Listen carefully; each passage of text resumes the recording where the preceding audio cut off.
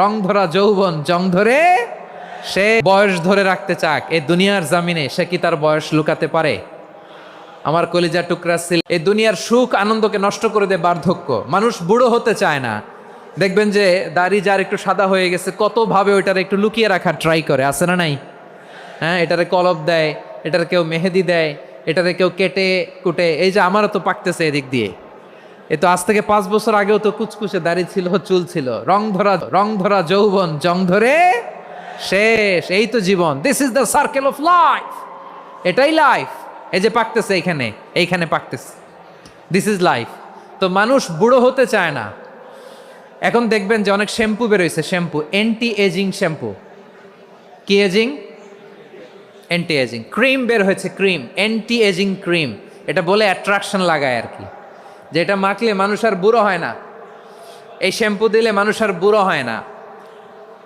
ভারতের একজন ধনকুবের আছে, নাম শুনেছেন না? মুকেশ আম্বানি।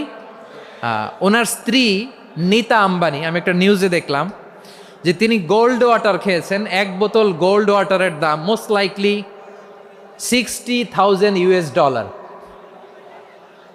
$60,000 1 বোতল গোল্ড ওয়াটার। কেন? এটা খেলে বার্ধক্যের ছাপ নাকি চেহারায় লাগে না। কিন্তু মানুষ যতই বয়স ধরে রাখতে চাক এই দুনিয়ার জামিনে সে কি তার বয়স লুকাতে পারে?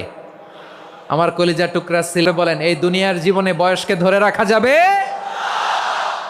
এই পাশে কোরাইশ, এই পাশে মুসলমানেরা। বিশ্বনবী জালামাই ভাষণ দিলেন, বললেন কুমু ইলা জান্নাতিন আরদুহাস সামাওয়াতি ওয়াল আরদ উইদ্দাত লিল মুত্তাকিন। ও আমার সাহাবারা, ওই জান্নাতের দিকে ছোট, যেই জান্নাত আকাশ জমিন বিস্তৃত। তোমরা দেখতে পাচ্ছ এটা বদরের ময়দান না, এটা আল্লাহর জান্নাত। আওয়াজ করে পড়েন আল্লাহু আকবার। বিশ্বনবী বললেন ছোট ওই জান্নাতের দিকে, যে জান্নাতের বিস্তৃতি আকাশ জমিন বিস্তৃত। বিশ্বনবীর এই কথা শোনার পরে এক আনসারী সাহাবী সাইয়েদনা উমাইর ইবনুল হুমাম রাদিয়াল্লাহু তাআলা আনহু খেজুর খাচ্ছিলেন। তিনি বিশ্বনবীর দিকে তাকিয়ে কথা শুনছেন আর খেজুর খাচ্ছেন।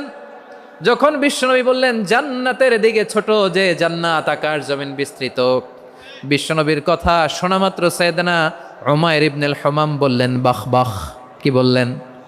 বাহ বাহ, মানে চমৎকার, মাশাআল্লাহ, চমৎকার। আমরা ইদানিংকালে চমৎকার কিছু দেখলে ইংরেজিতে বলে ফেলি না ওয়াও ওয়াও, বাহ বাহ, মাশাআল্লাহ। বিশ্বনবী বললেন মা ইয়াহমিলুকা আলা কওলিকা বাহ বাহ ইয়া উমাইর। ও উমাইর, আমার এই কথা শুনে তুমি কেন বললা বাহ বাহ, চমৎকার চমৎকার কেন বললা? সাইয়েদনা উমাইর ইবনে হুমাম রাদিয়াল্লাহু তাআলা আনহু বললেন ইয়া রাসূলুল্লাহ, আপনার এই কথা শুনে আমি বড্ড খুশি হয়েছি, আর আমি প্রত্যাশা করছি আমি যদি ওই জান্নাতের মালিক হতে পারি তাহলে কতই না ভালো হতো। সুবহানাল্লাহ বলেন। বিশ্বনবী বললেন ছোট ওই জান্নাতের দিকে, যে জান্নাত আকাশ জমিন বিস্তৃত। আপনার এই চমৎকার মুখনিসৃত কথা শুনে আমার হৃদয়ের মধ্যে জান্নাতি হওয়ার বাসনা জেগে উঠলো, এজন্য বলেছি বাহ বাহ, আমি যদি ওই জান্নাতে যেতে পারতাম কতই না ভালো হতো। উমাইরের কথা শুনে বিশ্বনবী বললেন ঠিক আছে উমাইর, জান্নাতে ঢোকার জন্য, এই জান্নাতের অধিবাসী হওয়ার জন্য যেহেতু তোমার এত আকাঙ্ক্ষা, আমি বলে দিলাম আনতা মিন আহলিহা, তুমি আল্লাহর ওই জান্নাতের অধিবাসী হবা। যাও উমাইর, তুমি ওই জান্নাতের অধিবাসী, ওই জান্নাতে তুমি ঢুকবা, তুমি জান্নাতি। তার মানে সহজ কথায় তুমি জান্নাতি। সুবহানাল্লাহ বলেন। যখনই বিশ্বনবী বললেন জান্নাতি, সাইয়েদনা উমাইর রাদিয়াল্লাহু তাআলা আনহু খেজুর খাচ্ছিলেন আর মনে মনে ভাবে বিশ্বনবী যখন ওয়ারেন্টি দিয়েছে, বিশ্বনবী যখন গ্যারান্টি দিয়েছে আমি জান্নাতে যাব, তাহলে হাতে তো এখনো 3টা খেজুর বাকি।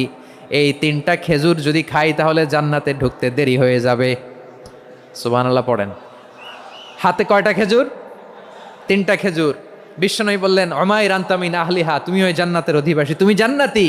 উমাইর চিন্তা করলেন আমি জান্নাতি, নবীর মুখ দিয়ে যখন বেরোইছে ওই জান্নাতে তো আমার ঢুকতেই হবে, কিন্তু হাতে 3টা খেজুর খেয়ে যদি জেহাদের ময়দানে যায় তাহলে জান্নাতে যেতে তো দেরি হয়ে যাবে।